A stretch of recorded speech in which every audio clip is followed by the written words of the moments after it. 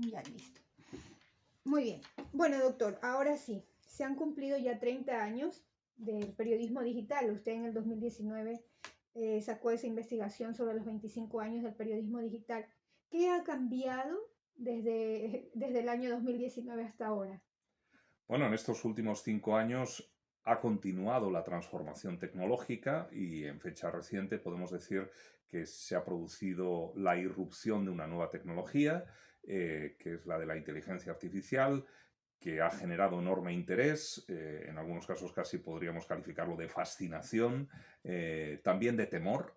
Como suele ocurrir con las tecnologías, hay esa combinación de fascinación, pero al mismo tiempo de respeto, de ver cuál puede ser el efecto a medio y largo plazo.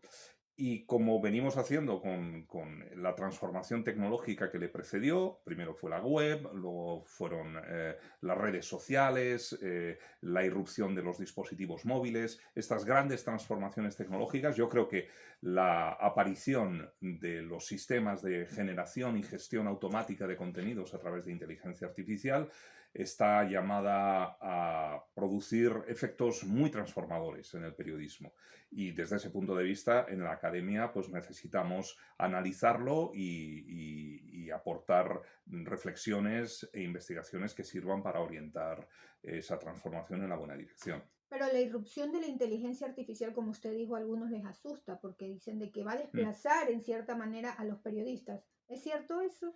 Vamos a ver, hay un patrón cada vez que aparece una nueva tecnología, y esto no ocurrió desde el comienzo de la web en los años 90, sino podemos remontarnos de hecho hasta finales del siglo XIX, cuando el telégrafo fue sustituido poco a poco por el teléfono. Cada vez que aparece una nueva tecnología hay una reacción de miedo, de aversión al cambio en los bueno, profesionales que en un momento dado pues lideran o representan la profesión, ¿no?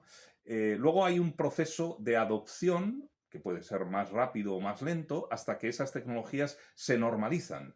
Y esa normalización de la tecnología llega a un punto de que, pasado un tiempo, los propios profesionales que anteriormente renegaban de la tecnología vamos, no podrían concebir su profesión sin esa tecnología. Voy a poner un caso relativamente reciente.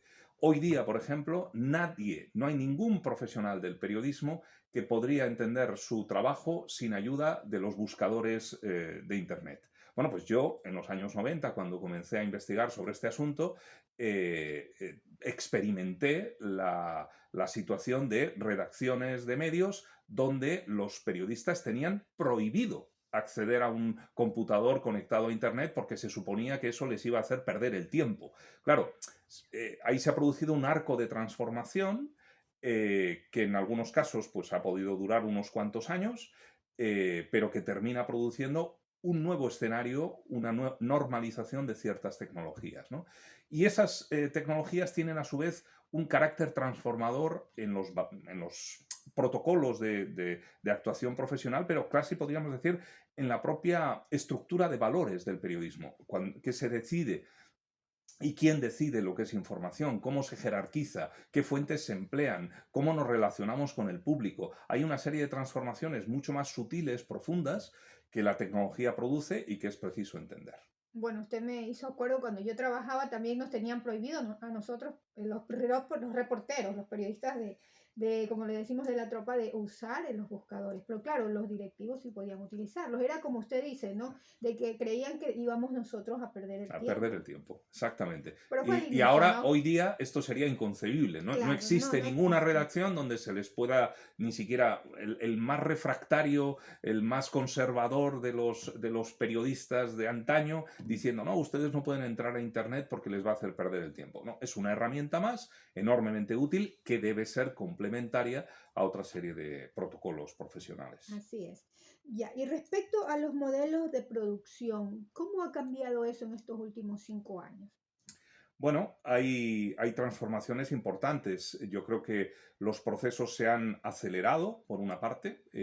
Hay una cierta, bueno, aceleración general que se viene percibiendo ya desde antes del año 2019, donde se cumplían en principio esos 25 años. También hay una automatización en los procesos de generación de contenidos de manera de manera sutil de momento, pero podemos esperar que en los próximos años los contenidos generados automáticamente adquieran un protagonismo cada vez mayor.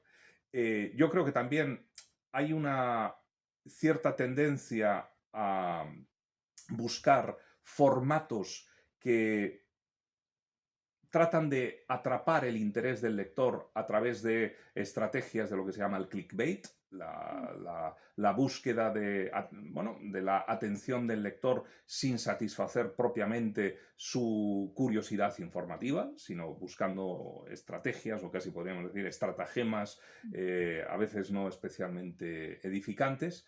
Eh, y en general yo creo que también se ha producido una multiplicación de los medios, de modo que en esa constelación de los medios empiezan a estar presentes lo que se llaman, bueno, pues pseudomedios o medios que utilizan protocolos profesionales que no responden exactamente a los estándares periodísticos clásicos. Y respecto a los modelos de gestión para adquirir dinero, para sostenerse, ¿qué está sucediendo en estos momentos después de lo que usted investigó hace 5 años? Bueno, ahí se está produciendo un proceso de diversificación. Hace unos años las fuentes de financiación de los medios en buena medida seguían siendo las clásicas, es decir, la financiación mediante publicidad y cuando existía la forma de conseguirlo mediante suscripción o venta del contenido. Ahora hay una gama mucho más variada de fuentes de financiación de los medios que abarcan pues distintas modalidades de patrocinio, lo que se llama el branded content, los contenidos patrocinados, la sponsorización de secciones, también, por ejemplo, otras fórmulas como los donativos, hay todo el ámbito de lo que se llama el crowdfunding, principalmente para el lanzamiento de nuevos proyectos, igual no tanto para su sostenimiento a medio y largo plazo. Y luego fórmulas como, no sé, como la organización de eventos que son de pago. Esto lo utilizan muchos medios, tanto clásicos como especialmente nativos digitales. Fórmulas donde al final, a través de un conjunto de fuentes de financiación, mucho más diverso de lo que eran en el pasado, pues tratan un poco de equilibrar las cuentas. Pero aquí en Europa puede ser que haya funcionado ciertas estrategias como la que usted ha mencionado por suscripción. Ujú, Pero allá en Latinoamérica no hay esa cultura de pagar por leer. ujú. Y nosotros tenemos nuestros medios, sobre todo los nativos digitales, tienen ese problema. ¿Cuál sería, y bueno, y considerando también que en Latinoamérica hay mucha pobreza, ¿no? Y no tenemos tal vez esas fuentes de ayuda así tan importantes como son los que vienen del crowdfunding o de donativos? Ujú. ¿Cuál sería tal vez la estrategia para ayudar a estos medios que Bueno, atraviesan por eso? yo creo que por una parte, una de las grandes diferencias entre el sistema europeo y el sistema latinoamericano de medios es la importancia, la relevancia que tienen en Europa los medios de titularidad pública. Eh, en América Latina, los medios de titularidad pública suelen ser más, digamos, medios de nicho, que se dedican a cuestiones de índole cultural, pero que no tienen un protagonismo informativo especialmente relevante, ¿no? Habitualmente son las empresas de titularidad privada las que tienen pues el liderazgo indiscutible en los mercados periodísticos, ¿no? Y bueno, yo creo que por una parte la potenciación del sector público en la comunicación es una forma de distribuir información de calidad de manera gratuita y accesible para toda la ciudadanía. Este sería uno de los elementos. En segundo lugar, bueno, pues hay fórmulas intermedias de acceso a la información donde no todo el contenido está restringido a suscriptores de pago, sino que hay cierto volumen de contenido que puede ser consultado gratuitamente. Y yo creo que esta modalidad también está siendo utilizada como una forma también de atraer a nuevo público, proporcionándole un cierto acceso a la información de calidad y tratando de convencer a través de ese proceso de convertirse en usuarios asiduos de pago, ¿no? Bien, la verdad es que la información de calidad cuesta y por tanto pretender que todo medio puede generar información original, exclusiva, bien respaldada con investigaciones y hacerlo gratuitamente, pues esto es en muchos casos una entelequia. Y los grandes medios internacionales que hacen el periodismo de mayor calidad, pues buscan estas fórmulas de pago porque de otra manera no podrían desempeñar su trabajo. Doctor, respecto a los lenguajes del periodismo digital, del que usted hablaba, de la hipertextualidad, multimedialidad e interactividad, las características del lenguaje del periodismo digital, ¿cómo ha evolucionado en estos últimos 5 años? Considerando de que ahora también tenemos otros recursos a los que los medios de comunicación digitales pueden acceder, como son la comunicación que tiene que ver con realidad virtual, realidad aumentada. ¿Hay algún cambio en el lenguaje digital? Bueno, yo creo que buena parte de las transformaciones en los formatos y lenguajes de los medios digitales vienen guiadas por, por el negocio. Y en este sentido, me parece que, por ejemplo, el interés que han mostrado los medios digitales por todo el ámbito de las redes sociales y, por tanto, por la interactividad, en buena medida no es una voluntad de establecer una relación multidireccional con el público, sino más bien una forma de multiplicar su tráfico. En el fondo es una cuestión, insisto, de negocio, por tanto. A pesar de eso, es de justicia reconocer que quizá con más lentitud de la que suponíamos algunos hace unos cuantos años, pues ya se van normalizando ciertas prácticas. Por ejemplo, el uso de los enlaces en las informaciones. Sí que es verdad que muchos medios siguen anclados en un formato puramente textual Ujú. y cuando utilizan los enlaces es únicamente para hacer una autorreferencialidad con sus propias informaciones, no para proporcionar experiencias de lectura más ricas, más diversas a su público, ¿no? También se ha mejorado significativamente en los formatos multimedia. Ahora la utilización de formatos de gráficos, sonoros, audiovisuales, pues se ha convertido en algo ya no excepcional, sino cotidiano, ¿no? Bien, ahí yo creo que se va produciendo un proceso de transformación y vamos viendo que ciertos formatos que antaño eran utilizados únicamente por medios que se situaban en la élite, en la vanguardia, pues empiezan a democratizarse. Yo creo que el ejemplo más claro lo tenemos en el periodismo de datos, ¿no?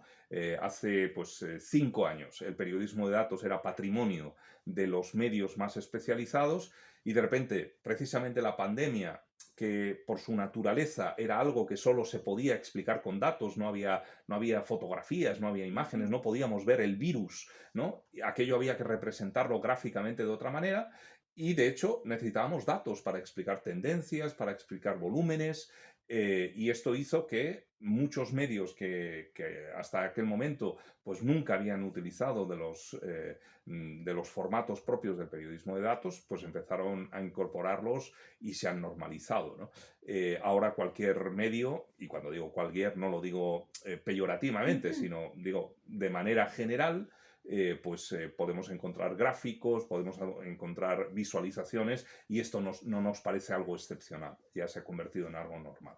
¿Y la comunicación inmersiva llegará en algún momento a estar realmente establecida en el periodismo digital? Ha habido un proceso de nuevo, de una cierta fascinación en un momento dado, Ujú. especialmente cuando, pues yo qué sé, empresas como Facebook, etcétera, anunciaron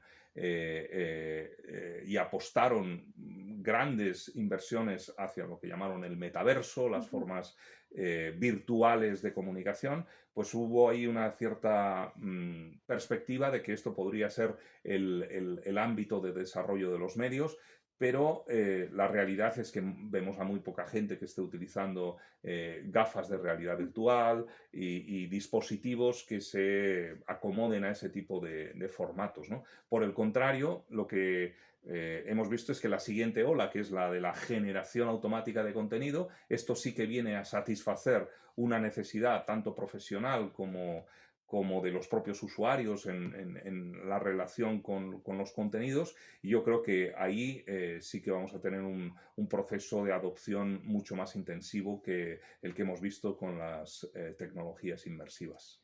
Finalmente, doctor, háblenos un poquito de Iberifier, de qué se trata y cuáles son sus perspectivas de aquí en poco. Y Verifier es un observatorio de medios digitales y contra la desinformación que tiene su sede en la Universidad de Navarra y abarca, en este caso, el estudio de los fenómenos de la desinformación en España y Portugal. De ahí su denominación, su dimensión ibérica, ¿no? Y de verificación informativa.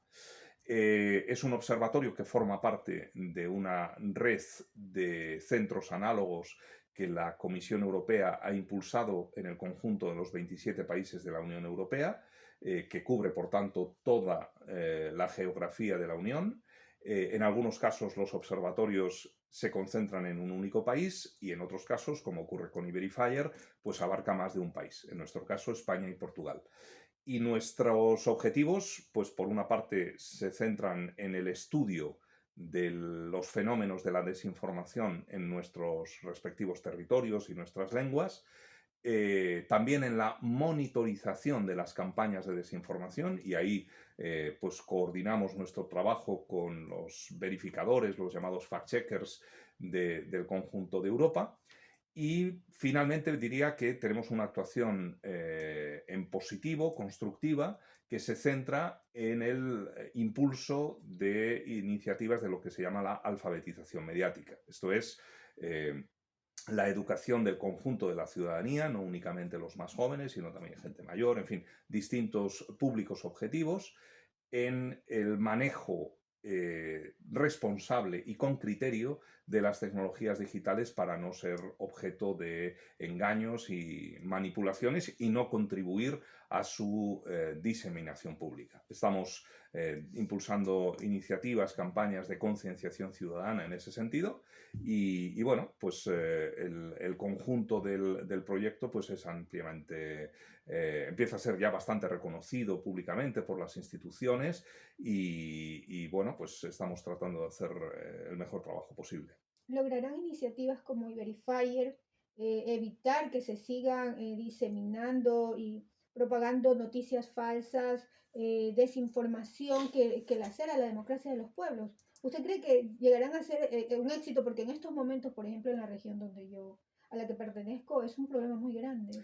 Sí, a ver, yo creo que siendo realistas, nuestro objetivo no es eliminar la desinformación circulante, sino más bien alertar a la ciudadanía sobre ese problema y vacunarla de alguna manera con una serie de conocimientos, de destrezas, de actitudes que mitiguen la diseminación pública de esos contenidos falsos. También, por ejemplo, otra de las líneas, no lo he mencionado, de actuación es bueno, el asesoramiento a las instituciones públicas en el diseño de políticas, educativas, políticas sociales, que enfrenten este problema sin comprometer derechos fundamentales como es el derecho a la información. Porque claro, una de las tentaciones de los regímenes autoritarios en cuanto se enfrentan a la desinformación es todo lo que me critica es desinformación, por lo tanto voy a prohibir que la gente exprese libremente sus opiniones. La divergencia política no es desinformación. La desinformación es la diseminación voluntaria de mensajes falsos, fabricados, que tienen la intención de generar algún tipo de efecto de desestabilización social. La discrepancia política no es desinformación y el uso de la desinformación en política convierte a los políticos en personas que no están cumpliendo adecuadamente su responsabilidad. Muchísimas gracias, doctor Salaverría. Para mí ha sido un placer y bueno, pues agradecerle nuevamente por esta oportunidad de haber hecho, usted fue el mentor, el que ideó este postdoctorado y que me ha dado la oportunidad de estar aquí en la Universidad de Navarra. Me produce una gran satisfacción tenerte aquí. Muchas Muchas gracias. gracias, doctor, muy amable. Gracias. Bueno, gracias.